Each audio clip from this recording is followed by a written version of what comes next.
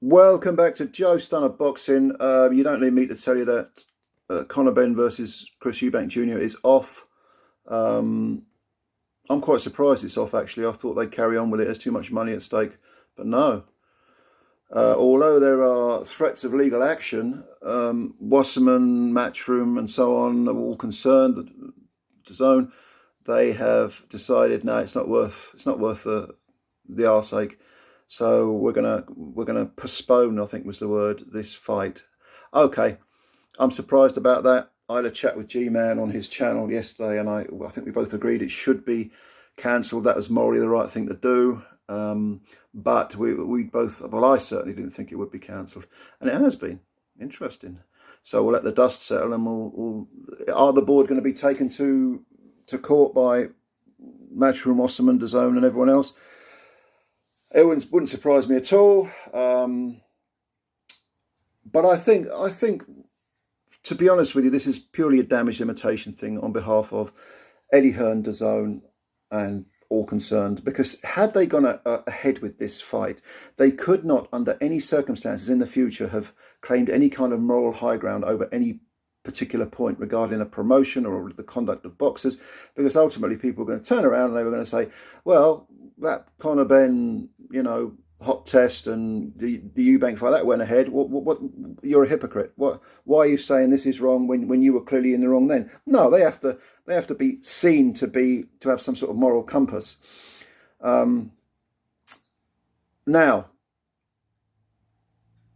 a lot of people I've spoken to an awful lot of boxing fans over the last day about this. And a lot of them, not all of them, but a lot of them do have this opinion. Well, what do we do about it? PEDs is rife in boxing, which it is. What can we do? And there's a sort of air of helplessness or hopelessness about it. Well, I don't think we need to feel that helpless. And I don't think it is a hopeless cause at all.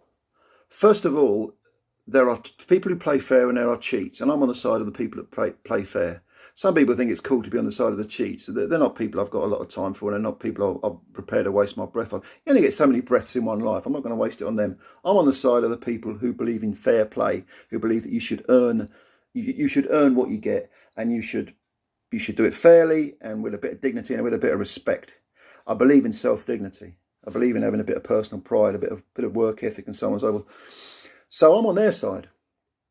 But ultimately, there's no winning post. It's a journey without a destination, because the pendulum will always swing one way, the next way. It'll look like the bad guys are winning, then it'll look like the good guys are winning, and this on and on it goes for time and memoriam. It will go on and on and on. So with that in mind, what we don't do is we don't throw the towel in. For Christ's sake, we're boxing fans. You don't throw the towel in. What you do is you say, okay, we're in a shit situation. What do we do?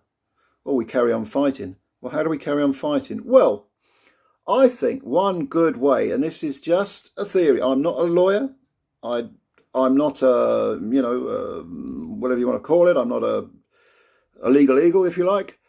I'm certainly not a corporate lawyer. But I know that there are people out there who can. Have you ever tried to read a corporate contract, like the legalese? It's just, what the fuck? It's word salad. But it seems it's there for a reason, and that is, a lot of it's obscurantist, but at the same time, you do it so that you sort of kind of make sure every T is crossed and every I is dotted. This is why, a big fight takes months to prepare. This is why AJ and Fury was never going to be done in a couple of weeks.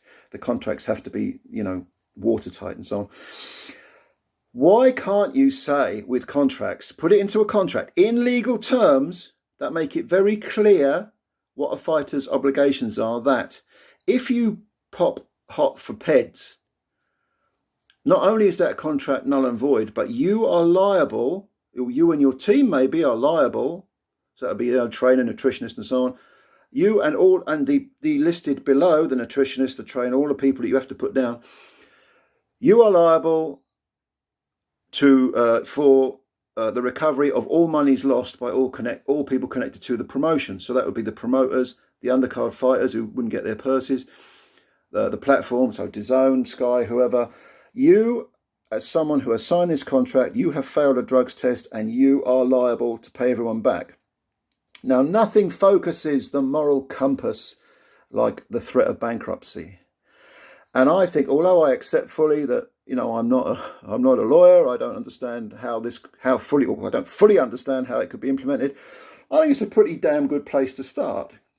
Because if you start threatening people where it hurts, which is in the pocket, you'll get their attention. And suddenly they might be a little bit reluctant to start, you know, pissing hot or taking that risk. Suddenly the risk won't seem quite as worth it. Suddenly the gamble won't seem all that worth it. I think it's a good place to start. Get contracts in fights, certainly major fights, which stipulate that you are responsible for testing negative for all these banned substances. You are signing up to be randomly tested by this agency. We're not negotiating, we're saying that's what you've got to do. And if you piss hot, you're liable to pay everyone back to the tune of what? In a case like this, I mean, we're talking tens of millions probably. Well, if someone pissed hot then, they would be liable, they would be facing absolute bankruptcy and destitution. That would get someone's attention, don't you think? Is it feasible? Is it workable? It's just an idea I had, but I think it's an interesting place to start. Because we all know that, you know, especially with corporations, that, you know, legislation, certain governments favour corporations and are very much pro-multimillionaire and not so much for the working class man and woman. And we know that there are plenty of tax avoidance loopholes in tax laws and so on. And we know that they can be shored up if there was what's called the political will to shore them up.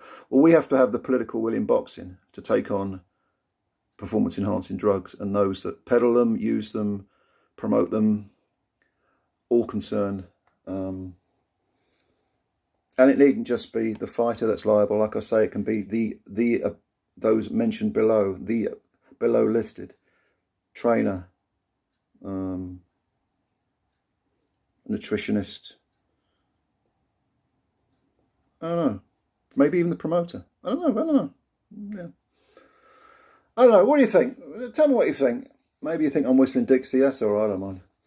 But leave your thoughts below. I wasn't really looking forward to this fight that much. I thought it was a bit of a mismatch, but there we go. But let me know what you think. Leave your comments below. If you're new to the channel, subscribe. Hit the like button. Do all that good stuff. Thanks for listening. I always appreciate your time. Of course I do. We will speak again soon. Bye for now.